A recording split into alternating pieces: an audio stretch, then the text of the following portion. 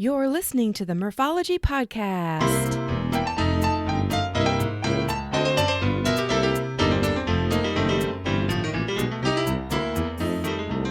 Thanks for tuning into the Morphology Podcast, aka Murph here, to share interviews about biking experiences from cyclists who've pedaled to places all over. Each week, we'll get to know new people and explore new destinations to ride your bike. As you listen to these adventures, you may wonder, why haven't I done that yet? Well, on the show today, meet Allie Johnson. Allie is the executive director at a nonprofit organization called Bikepacking Roots. Their website is bikepackingroots.org, and this organization is amazing. They provide really cool bikepacking routes for people who are interested. They advocate for all of us to secure more public land so that we can bike pack. And they also just provide different events and resources for bikepacking in general. You need to make sure that you check out bikepackingroots.org, and it is free to become a member. And they're looking for more and more members so that they can show the world that people want to bike pack. So here's Allie. All right, I would like to welcome Allie Johnson to the show. Hey, Allie. Hey. So listeners, if you have not been to this website yet, you have to go. And especially after you listen to this podcast, you'll want to go. But Allie Johnson is the executive director at Bikepacking Roots. Yes, I am. How are you? That's Bikepacking Roots, like tree roots, Roots, not Routes. Okay, Bikepacking Roots. And give us the scoop on what exactly this organization is all about. Yeah, so Bikepacking Roots exists to support the sport of bikepacking and the bikepacking community, and to harness the collective energy of bikepackers to support the landscapes we ride through. So both things that help riders, like information and routes and events, but then also advocating on their behalf to Congress, to local land managers, saying, hey, bikepackers really want more protections for public lands in these ways. And just really trying to build the user group identity of bikepackers as a group that cares about stewardship, is invested in, and are good protectors of the land. Yeah.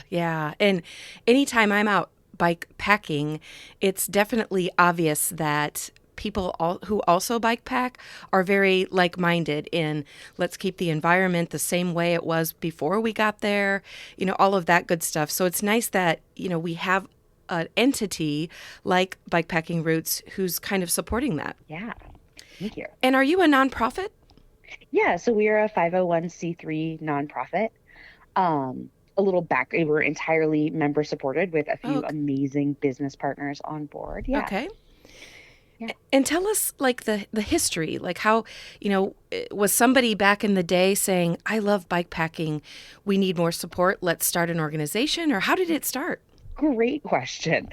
So we were founded back in 2017 by professional bikepack racers or bikepackers, Kurt Refsnyder and Kate Boyle, who are actually still on staff as our route director and our education director. They're amazing. But they were racing out in Oregon, and there had been this huge explosion of bikepacking races. All these people were coming to races. They were so excited. And such an emphasis in racing, sometimes on going fast, that sometimes the stewardship piece got left behind. And so they were at a race where some people were having some really bad behavior, both towards the land and towards like the local communities that they were riding through. Like there's a story about somebody literally pooping in a landowner's barn, during a storm. Yeah. And like, well, people are racing, just kind of forgetting that they are guests in landscapes. And they were really concerned about it. And they said, I don't think that's how everyone wants to behave. Like, I don't think that's how we want to be seen. I think that we can harness this ethos that you felt out there, and that I'm sure all of us have felt out there, that like people really actually do care about places and want to connect with places more deeply. And so they founded the organization to harness that ethos and to promote that ethos and to make sure that we're being good stewards. I love it. And since then we've grown steadily every year. Yeah. And tell us, exactly what you do as executive director. Like what is your role all about? Oh, so many hats. I'm sure. So I often just harnessing the beautiful work that all our different folks are doing. So for instance, I said, Kurt is working as our routes director. Hmm. So putting together all of that information about routes, making sure that those are really well stewarded routes, because that's one thing that we've also found as a problem in the bikepacking community is it's so easy to publish a route on all these various platforms without actually having ground truth it, actually having been out there and been like, yes, are we Oh, allowed to be on this land? Is there water there? Is this road actually passable? oh yeah. And so one thing we do is we put together really high quality routes and we make sure that there's information available about those routes, everything that people would need to ride confidently. So that's one piece is supporting that route development. Another piece is supporting our education and events director, Kate, in putting on some events and then also just collecting and aggregating other events people can attend in our community events calendar, publishing educational materials Mm. around how people can be good stewards and just have more fun bikepacking and bikepack successfully. Because we really want to broaden the bikepacking tent and make sure that anyone who is interested in getting into bikepacking can. Yeah. And then last but not least, an advocacy piece. So part of our work is also reaching out again to land managers, to Congress, and saying, hey, we'd really like to advocate for this bill or this protection. So Hmm. definitely doing some of that on behalf of the organization as well. Yes, you definitely have multiple hats. Right. All that. That's Yes. being an executive director is like being a Swiss Army knife. Right. Yeah. And on a side note, I've been following Kate Boyle for a long time on Instagram, and like her story is amazing. So, besides the fact that Truly. she, helped found this organization, she has such a great backstory and how Hmm. she has, come to be the amazing athlete she is today. Yeah, and just yeah, an inspiring person to know even through Instagram. Like just a Right. delight. Yeah, Yeah, I would love to meet her in both real of them are. life. Yeah, I'm sure you'll cross paths at some point. And Kurt as well, yeah. Yeah. So you talked a little bit about accessing public lands, and that brings up. I follow a famous YouTuber, Ryan Doozer, Oh and yeah. he does all kinds of fun bike packing. And there was a route that he was doing. I think it was in another country where he would go down this road, and then there would be a gate that would say private use only, and he was talking to the camera saying, wow, why is this route developed yet you can't use it? And so that made me Hmm. think about what you said earlier in that, you guys develop routes, but you also make sure that they are accessible. So do you want to speak a little bit more about accessing public lands for bikepacking? Yeah, because it's so important. Public lands are bikepacker habitat, prime bikepacker habitat. But they come in different flavors and they all need our protection. Um, so I guess I would start by saying, yeah, they come in different flavors, some of which we can access, some of Mm-hmm. which we can't, and Mm-hmm. we'll talk through the differences. But bikepacking routes is position generally is that like all public lands are good public lands and we want more public lands even if we can't go on them Mm. because having land set aside that's not being developed really helps combat some of the worst impacts of climate change, right? And Sure. like climate change is one of the biggest threats to humanity, but Mm. especially to bikepackers because when we're seeing increasing forest fires and increasing temperatures and decreasing water tables, we can't go out bikepacking Right. if there's not, if the air is choked with smoke and there's no water anywhere. Mm-hmm. So we're really excited about all public lands, even though sometimes that means like maybe actually bikepackers won't be able to access them. Um, so there are kind of a couple different designations that it's really important to be aware of, and that's why it is so important to know and respect the restrictions where you plan to ride. Mm-hmm. Because also some of those designations are changing. There may be increasing opportunities to allow bikepackers in those lands, but we're only going to be allowed if we're seen as people who respect the rules of the road and Right. respect the expectations. And so that's why we're so obsessed with, yeah, treading appropriately. Right. Um, so for our purposes, public lands come in I don't know, four more, but an infinite number of flavors, but four big ones. So the first and maybe our favorite is Bureau of Land Management lands, simply because those are very accessible to bikepackers. Mm-hmm. Land managers usually have a lot of authority for what's allowed, and more often than not, they will allow bikepackers on those lands. Mm-hmm. Um, And those include a lot of the lands that you hear about in these new national monument designations, right? Like Fort Hale or Camp Hale was designated last year. And like we're going to see a couple of new national monument designations in the coming year, like Ave Kiwa Ame National Monument in Nevada. So, for example, national monuments like that are the administration is able to designate or Congress is able to designate, which means putting more public lands under protection, since in this day and age it can be really hard to get, say, new national parks. So Right. we love BLM land for that reason. And then we've got fish and wildlife refuges. That's another big one. And that just varies widely based on the park. So you just need to contact your local land manager and find out. Usually bikes are allowed on roads, but not on trails, but it varies. And the same with national parks. Those have recently, in the past 5 years, been opened up to bike travel, but it totally varies based on the park superintendent. So you have to know your local park and what's going to be allowed and what's not, and contact those land managers. And then last but not least, wilderness and wilderness study areas where generally mechanized travel is not allowed and bikes are mechanical.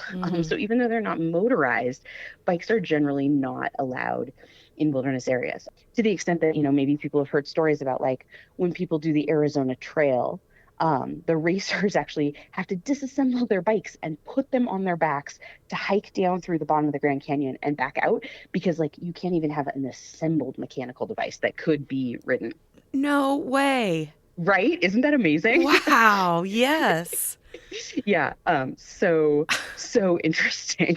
But that's how we keep it legal. And I love that people do that. And it just makes them that much cooler and more badass to Yeah, that like, they make the effort to do the right right? thing. Little tiny Kate is like, out there with her bike in pieces on her back, hiking down to the bottom of the Grand Canyon. It's bananas. Um, Wow. yeah. I had enough trouble hiking the Grand Canyon without anything, heavy on my back. So I can't imagine with a bicycle. Me either. Yeah, and I actually, an aside about public lands, because I think one of the biggest questions I get from people about bikepacking routes is they're like, why are all your routes in the West? Why is that? Do you not like the Midwest and the East? What is that? Is it, is it some sort of snobbery? And I want to be like, no, no, no, no, no, no, no. It's not that at all.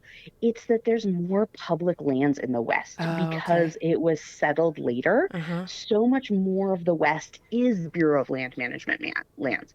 And what that just means is it's so much easier and more possible to bike pack on those lands because you can camp on those lands and travel freely on those lands. And so that's, I think, a challenge to, open up more bike packing in the Midwest and the East is just that there is less public land. And that means you have to navigate on roadways and then find pockets where you might be able to camp within those private lands. So people often ask that, like, why the bias towards the West? Yeah. And it's actually just an unfortunate artifact of history that we have more public lands in the West than in the East. Interesting. And now that you say that, that makes total sense. Yeah. Huh.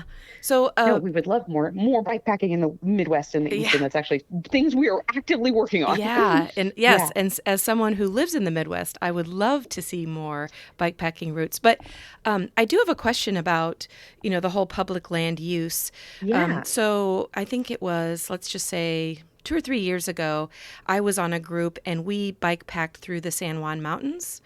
And there were In times. southwestern Colorado? Yes. Yep. Okay, love them. And we used a actual entity, the San Juan Huts. It's a hut-to-hut system. And so they did all the homework and provided us with the maps and the routes. And there were literally times when our directions would say, when you see the big tree, turn right, and then there'll be 2 fences. Make sure you open the fence and relock the fence and go through the cow pasture and say hi to the horses. And so it's very specific. And we were going through private land that they had gotten permission for us to go through. So, Yes. of course we had to respect, make sure the gate's shut. We don't want to let the cows out, those sorts of things. But if you don't have, the maps ahead of time, do you just kind of Google whatever state you're in and find out an organization that you can contact, or like what, are you guys the resource? Great question. We actually do provide a resource to help folks. Oh, good. It comes down to a lot of poring over maps, Yeah. which is what they were doing for you. But we actually have an interactive map feature on our website. Oh. If you go there and you click on Ride, there's an interactive map where you can turn on and off the layers, and you can turn on a public lands layer that tells you what type of land ownership it is. Yeah. So you can at least have an idea generally, like, oh, hey, this is going to be all public. I don't need to worry at all. Or like, oh, this is kind of a checkerboard. I'm going to need to move my route in this way. Mm-hmm. Or occasionally I'm going to need to get even more specific. I mean, we definitely have some routes where we've gotten permission from private landowners, just like the San Juan Huts. Mm-hmm.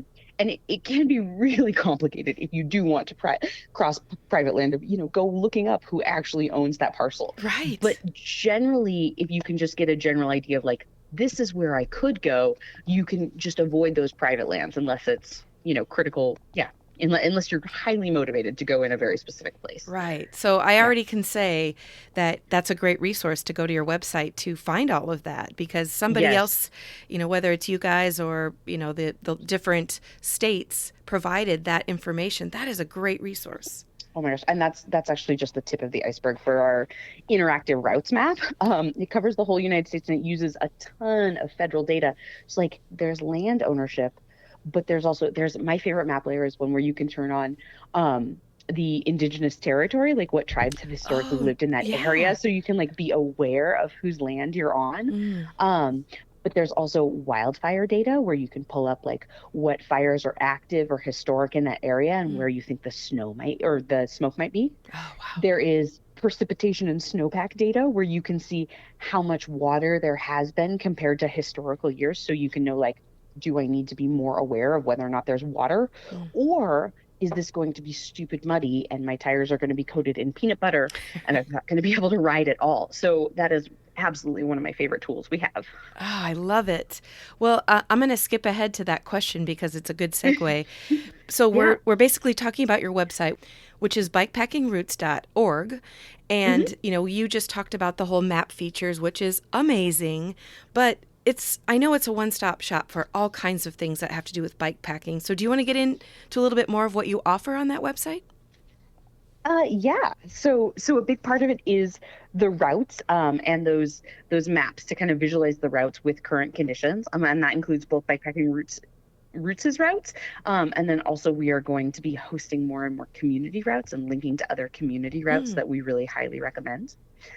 Another piece that I'm really excited about is our community event calendar, where people can find bikepacking events. And we are emphasizing non-competitive events, or events that have a strong non-competitive option, just because we really want to be accessible. Not that races aren't amazing and awesome. They are. Right. But a place to kind of find, especially if you're just trying to dip your toe into it, events either hosted by us or by other people, by Bikepacking Roots ambassadors. And then a whole wealth of resources about just how to be a good steward of public lands, and how bikepackers can interact more effectively in the places they travel and be forces for good. And then we're also working on a library of resources on just bikepacking tips and tricks and getting started, because there's such a wealth of information about how to bikepack. But yes, we want more people to go bikepacking and to make bikepacking accessible to possible as many people as possible. Excellent. So bikepackingroots.org. And you're right, because, when I go bikepacking, it's usually just whoever I'm with that I see, so if there's like 5 of us that go on a couple-day adventure, we may go a couple of days without seeing another person. And that's, kind of the point, is to be out there in nature and all of that good stuff. But if we're the only ones that do it, then, you won't get the popularity and get the resources and have all of that. Absolutely. Because, it's more fun to go with other people. But if the people don't want to, because it is, a kind of crazy harebrained sport, it can be hard to find those folks to feel safe to go out there. Yeah. And so, I think helping that's people connect. Yeah, definitely helping people connect.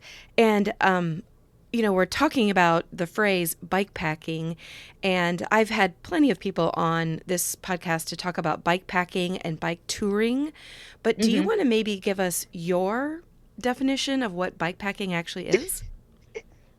Yes, question mark, just because it's such a contested space. And I'm like, Yes, I yes. don't want to wade into that fray because I would really advocate, and Bikepacking Roots would advocate for a really inclusive definition of Mm-hmm. bikepacking. That it is bikepacking if it is overnight travel on a bike, mostly off of paved roads. Um, but I think people can be sticklers for like, it has to be, more than 60% dirt. It has to be Oh, geez. right. And I'm like, no, no, no, no, no. If you are on your bike, you are doing it right. Like all bike and being respectful of the places you go. All bike travel is good bike travel. Mm-hmm. So we recognize that like that looks really different for different people. That could look like, a sub 24-hour overnighter where you just leave after work and you pedal for 10 miles and you camp and you come on back. Or that could look like an epic multi-month adventure like Doozer style. But Mm-hmm. we really don't want to discriminate between the two. We want to emphasize that like that's great. If what you need to be successful is, to ride to a Airbnb and stay there, that's great. If you want to meet a sag wagon with your stuff, that's okay too. Whatever gets people on their bikes, we think is really, really positive. Yeah. Well said. Very well said. And I am lucky in the sense that I have multiple types of bikes, and I can confidently say I've bike packed on a mountain bike, I've bike packed on a fat bike, and I've bike packed on my adventure bike. And all of the Yes. experiences were different, but it was all, like I'll use your word, it was all epic. Like you're out there doing it. Yeah. And I love on any bike. That's the other thing is I think as the sport gets built up, there's a lot of cool stuff out there. And it can feel like I need the coolest, newest stuff. And like you can run what you brung. Like any bike can go bike packing if it Mm-hmm. is a functional bike. Um, you can make it work with anything. You can volley strap a stuff sack to your handlebar and Yeah. put things in a backpack. It doesn't require the newest, the latest, a particular look or aesthetic to count as bike packing. Mm-hmm. I love it. Well, you made reference to events on your website, Hmm. and I think that you were saying when they're community events Hmm. that maybe other people can reach out to you and say, hey, I want to promote my event. They absolutely can. Any epic events that you saw on there that maybe you want to tell the listeners about? Ooh, well, if I were going to go out and ride some things, two things that jumped out at me in just the coming months, Yeah. put on by Bikepacking Roots ambassadors. So Sarah Swallow is putting on a series of adventure rides called the Sky Island Adventure Rides in January and February Mm-hmm. down around Patagonia, Arizona. So those are going to be super cool. Highly recommend checking those out, Mm-hmm. the Sky Island Adventure Rides. And then Bikepacking Roots ambassador John Shillingsworth is doing a Queen's Ransom bikepacking event also in Arizona in March because these are winter events, so Right. Arizona is the prime place to do Right. it. You're not going to get a lot of riding further north. That's why we're disproportionately representing Arizona. But he is doing an event in March that should be super cool called the Queen's Ransom on a route that he put together. So both of those I imagine will be amazing events. Yeah, and then there's a ton of other events also up on there in Texas, in New Mexico, still emphasizing the warm places because those are the months that are Right. coming up. Right. But as things warm up into summer, you'll see more and more events spread throughout the United States. And are these events varying as far as whether they cost money or they're just a get out and try it or a long, many days event or one day event? Are they all different? They are all different. Nice. The one thing they have in common is that they are all like non-competitive, that everyone is Yeah. welcome, Okay. and you can ride at any speed and you don't feel like you have to ride at a particular speed. They vary from overnights to like things that'll take people probably 5 days to complete. Hmm. The one is like a 630-mile ride across Arizona again, like, Oh, wow. maybe a little bit longer. There's some grand departs, so things that are bikepacking races, but lots of people departing at the same time, Mm. and lots of people who are going to be doing it at touring pace. Yeah. And cost wise, most of them are actually cost free. They Oh, will wow. occasionally they have a suggested donation to support a cool cause, like some of them support veterans bike packing or land protections in the area. And some of them, there's a small fee if you want to be on track leaders, if you want to have your dot watched by other people. Oh, yeah. But by and large, they're free. Wow, that is Yeah. awesome. Which, you know, when I think of bike packing in general, I know you mentioned it earlier, and I've interviewed a couple people that do bike pack racing, where Hmm. it's, you know, an epic 200 miles. I slept 45 minutes the whole time, like those sorts of like crazy events. But most of the time when I think of bike packing, I think of it as at your own pace, you know, enjoying, you know, the noise you're going to hear is more like birds and the sound of your wheels kind of deal. Yes, absolutely. But this, yeah, we really want to encourage people to just do it at the pace that speaks to them, that excites Yeah. them. If they want to challenge themselves, that's great. And if whatever that looks like, though, that can be at so many different speeds. Yeah, yeah. Okay, so if you go to bikepackingroots.org, there are Hmm. tons and tons of resources that you can probably use without being a member, but you are a membership based organization. That's how you keep alive. So, do you want to tell the listeners a little bit about Yeah, that? I do. I actually really, yes, please be a member because it's actually free. Like all we mean by being a member is signing up, joining our mailing list so that we can both communicate with you and share with you the cool things that are happening Mm. as new routes come online and as new events come online. And then also we can, when we're communicating with land managers, we are saying, hey, we represent 10,000 bike packers, right? Yeah. So you are adding your name to your roles and saying like, yes, our roles, and saying, yes, bikepacking roots, you can speak for me and say that this is something that bikepackers want. So becoming a member is absolutely free and super important. To our success. And then twice a year, we do ask if people want to become sustaining members and help support our work with a donation.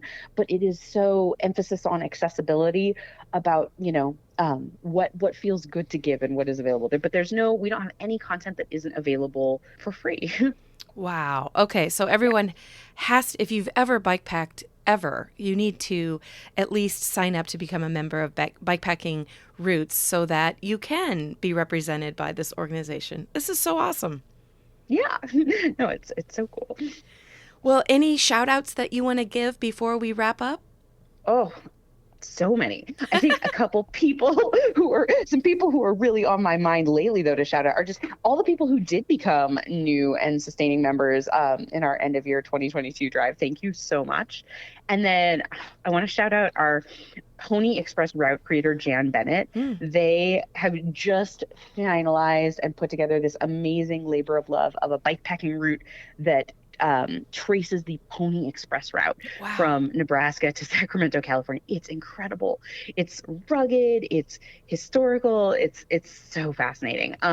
So that has just been such a labor of love for Jan, and so they're on my mind, and their route is on my mind as it's coming out shortly. So I want to shout out Jan. Yeah. And Um, what's that route called again? Pony it's Express? called the Pony Express bikepacking route. Ah, I love it. Okay. We got to look forward Yeah, to that. And thanks, totally. Jan. Yeah, exactly. I think that's who I'd want to shout out right now. But oh my gosh, there's so many amazing people. Our community just runs Mm. on cool, amazing, dedicated, committed people, all of whom I appreciate. So Wow, and yeah, we will count you as one of them, Allie. Like it's thank you. awesome the work that you do as executive director, and Bikepacking Roots is just a fabulous nonprofit to be part of. Thank you so much. Yeah, and for helping us spread the word about the organization. I hope, yeah, some of your listeners do join us because we'd love to have you and get out there on the riding with you at some point. Yeah. All right. Well, thank you, Allie, for being on the podcast. Thank you so much. I really appreciate it.